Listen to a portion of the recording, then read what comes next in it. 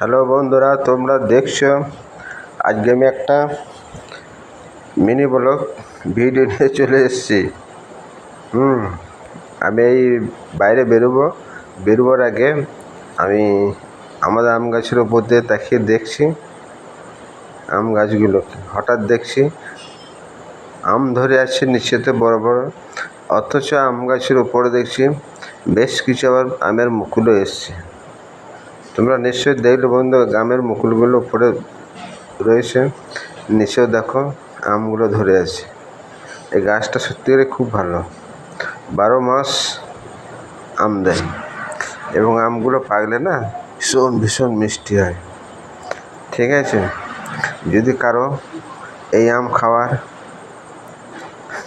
ইচ্ছা হয় এবং ভালো মনে করো, অবশ্যই আসতে পারো, এই আম খাওয়াবো, দেখবে কত সুন্দর মিষ্টি। ঠিক আছে, অবশ্যই চলে আসবে।